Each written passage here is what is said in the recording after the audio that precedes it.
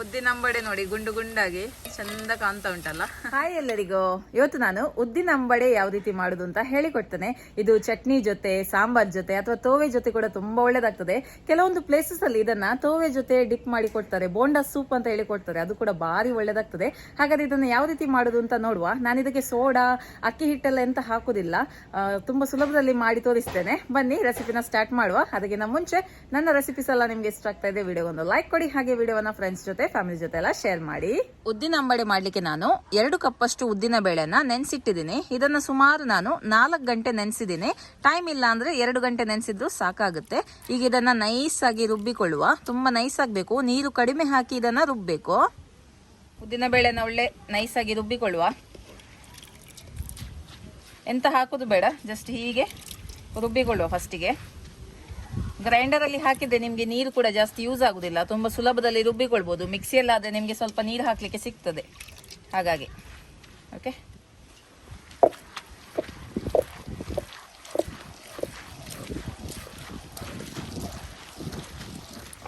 ನಿಮ್ಮ ಹತ್ರ ಗ್ರೈಂಡರ್ ಇಲ್ಲ ಅಂದ್ರೆ ಮಿಕ್ಸಿಯಲ್ಲಿ ಹಾಕ್ಬೋದು. ಮಿಕ್ಸಿಯಲ್ಲಿ ಹಾಕುದಾದ್ರೆ ಈ ಚಟ್ನಿ ಜಾರ್ ಉಂಟಲ್ಲ, ಅದರಲ್ಲಿ ಹಾಕಿ ನೀವು 2-3 ಬ್ಯಾಚಸ್ ಅಲ್ಲಿ ಹಾಕಿ ನೀವು ರುಬ್ಬಿದ್ರೆ ಆಯ್ತು.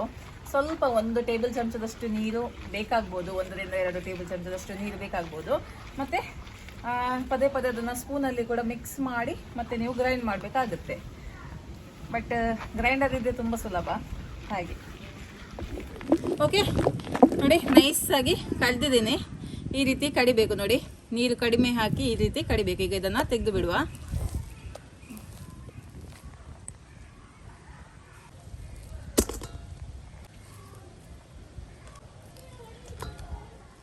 ಓಕೆ, ಈಗ ಈ ಹಿಟ್ಟನ್ನ ಚೆನ್ನಾಗಿ ಈ ತರ ಮಿಕ್ಸ್ ಮಾಡಬೇಕು. ಅಂದ್ರೆ ಇದನ್ನ ಹಗುರ ಮಾಡಬೇಕು ನಾವು.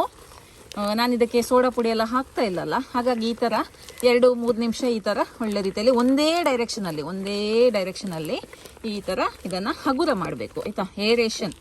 ಓಕೆ, ಹೀಗೆ ಮಾಡೋದ್ರಿಂದ ಒಳ್ಳೆ ಸಾಫ್ಟ್ ಆಗಿ ಫ್ಲಫಿ ಆಗಿ ಬರುತ್ತೆ.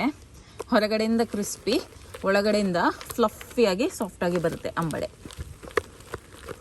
2-3 ನಿಮಿಷ ಹೀಗೆ ಮಾಡು. ಒಳ್ಳೆ ರೀತಿಯಲ್ಲಿ ಮಿಕ್ಸ್ ಮಾಡಿದ್ದೇನೆ, ಬೀಟ್ ಮಾಡಿದ್ದೇನೆ. ಈಗ ಇದು ಸರಿಯಾಗಿ ಬೀಟ್ ಆಗಿದೆ ಇಲ್ವಾ ಅಂತ ಜಸ್ಟ್ ಟೆಸ್ಟ್ ಮಾಡಿ ನೋಡುವ. ಸ್ವಲ್ಪ ಹಿಟ್ಟನ್ನು ಒಂದು ಬೌಲಲ್ಲಿ ಒಂದು ನೀರನ್ನು ತಗೊಂಡು ಆ ಬೌಲಿಗೆ ಸ್ವಲ್ಪ ಹಿಟ್ಟನ್ನು ಹಾಕಿದರೆ ಆಯಿತು. ನೋಡಿ, ಗೊತ್ತಾಗುತ್ತೆ ನಿಮಗೆ. ನೋಡಿ, ಹಿಟ್ಟು ಮೇಲೆ ತೇಲ್ತಾ ಉಂಟು. ಹಾಗಾದರೆ ಇದು ಒಳ್ಳೆ ಸಾಫ್ಟ್ ಆಗಿದೆ, ಒಳ್ಳೆ ಫ್ಲಫಿ ಆಗಿದೆ ಅಂತ ಅರ್ಥ. ಓಕೆ, ಈಗ ಇದಕ್ಕೆ ನಾನು ನೋಡಿ 4 ಹಸಿಮೆಣಸಿನಕಾಯಿ, 2 ಕರಿಬೇವಿನ ಸೊಪ್ಪು, ಸ್ವಲ್ಪ ಕಾಯಿ ಚಿಕ್ಕ ಚಿಕ್ಕದಾಗಿ ಈ ಥರ ಕಟ್ ಮಾಡ್ಕೊಂಡಿದ್ದೇನೆ. ರುಚಿಗೆ ಎಷ್ಟು ಬೇಕಷ್ಟು ಉಪ್ಪು, ಹಾಗೆ 1 ಇಂಚಷ್ಟು ಶುಂಠಿಯನ್ನು ಚಿಕ್ಕ ಚಿಕ್ಕದಾಗಿ ಕಟ್ ಮಾಡಿ ಹಾಕ್ತಾ ಇದ್ದೇನೆ. ಓಕೆ, ಅಡುಗೆ ಸೋಡಾ ಬೇಕಿದ್ರೆ ಹಾಕ್ಕೊಳ್ಳಿ, ಆದರೆ ನಾನು ಇಷ್ಟಪಡೋದಿಲ್ಲ ಅದನ್ನು ಹಾಕಲಿಕ್ಕೆ. ಹಾಗೆ 1 ಚಮಚದಷ್ಟು ಪೆಪ್ಪರನ್ನು ಈ ಥರ ಕುಟ್ಟಿ ಹಾಕ್ತಾ ಇದ್ದೇನೆ. ಓಕೆ, ಈಗ ಚೆನ್ನಾಗಿ ಮತ್ತೆ ಇದನ್ನು ಮಿಕ್ಸ್ ಮಾಡಬೇಕು. ಒಂದ್ಸರಿ ಈ ಥರ ಮಿಕ್ಸ್ ಮಾಡುವ. ಉಪ್ಪೆಲ್ಲ ಕರೆಕ್ಟಾಗಿದೆ ಅಂತ ನೋಡ್ಕೊಳ್ಳಿ, ಮತ್ತೆ ಅಂಬಡೆ ಮಾಡಿದರೆ ಆಯಿತು. ಓಕೆ, ಅಂಬಡೆ ಮಾಡುವಾಗ ಕೂಡ ಕೆಲವೊಂದು ಟಿಪ್ಸನ್ನು ಫಾಲೋ ಮಾಡಿದರೆ ನೀಟಾಗಿ ಬರುತ್ತೆ, ಚೆನ್ನಾಗಿ ಬರುತ್ತೆ. ಓಕೆ, ಫ್ರೈ ಮಾಡುವಾಗ ಮೊದಲಿಗೆ ಕೈಯನ್ನು ಈ ಥರ ಒದ್ದೆ ಮಾಡಬೇಕು. ನಂತರ ಹಿಟ್ಟನ್ನು ತೆಗಿಬೇಕು. ನೋಡಿ, ಸೈಡಿಂದ ಈ ಥರ ಹಿಟ್ಟನ್ನು ತೆಗೆದು ಎಣ್ಣೆಯಲ್ಲಿ ಬಿಟ್ಟರೆ ಆಯಿತು.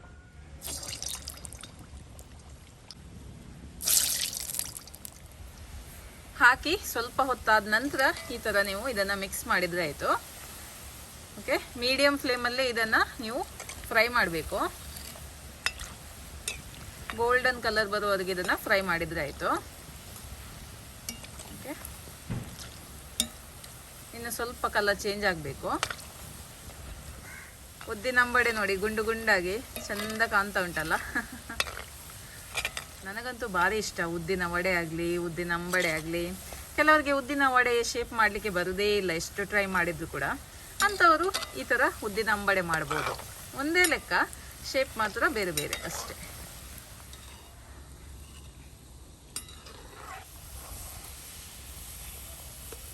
ನೋಡಿ, ಒಳ್ಳೆ ರೀತಿಯಲ್ಲಿ ಫ್ರೈ ಆಗಿದೆ, ಕಲರ್ ಕೂಡ ಒಳ್ಳೆ ಚೇಂಜ್ ಆಗಿದೆ. ಇದನ್ನು ತೆಗೆದು ಬಿಡುವ.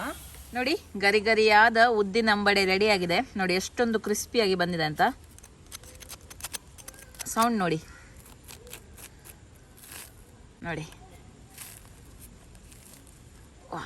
ಒಳಗೆ ನೋಡಿ ಎಷ್ಟೊಂದು ಚೆನ್ನಾಗಿ ಸಾಫ್ಟಾಗಿ ಫ್ಲಫಿಯಾಗಿ ಬಂದಿದೆ. ಹೊರಗಡೆಯಿಂದ ಕ್ರಿಸ್ಪಿಯಾಗಿ ಉಂಟು.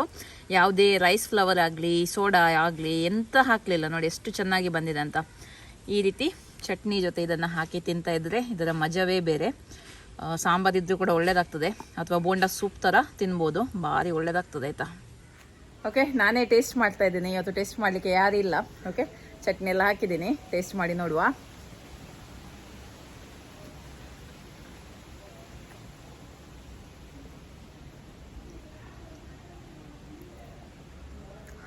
ಫಸ್ಟ್ ಕ್ಲಾಸ್ ಅಂತ ಹೇಳ್ಬೋದು. ಏನು ಮಿಕ್ಸ್ ಇಲ್ಲ, ಪ್ಯೂರ್ ಉದ್ದಿನ ಅಂಬಡೆ. ಆ ಉದ್ದಿನ ಅಂಬಡೆಯ ಫ್ಲೇವರ್ ಆಗಲಿ, ಆ ಪೆಪ್ಪರ್ ಇದು ಫ್ಲೇವರ್, ಲೈಟಾಗಿ ಹಸಿಮೆಣಸಿನ್ಕಾಯಿ ಸ್ಪೈಸಿನೆಸ್ಸು, ಮತ್ತು ಈ ಕಾಯಿಯ ಪೀಸಸ್ ಎಲ್ಲ ಸಿಕ್ಕುವಾಗ ಈ ಚಟ್ನಿ ಜೊತೆ ಮಿಕ್ಸ್ ಮಾಡಿ ತಿನ್ನುವಾಗ ಭಾರಿ ಒಳ್ಳೇದಾಗ್ತದೆ.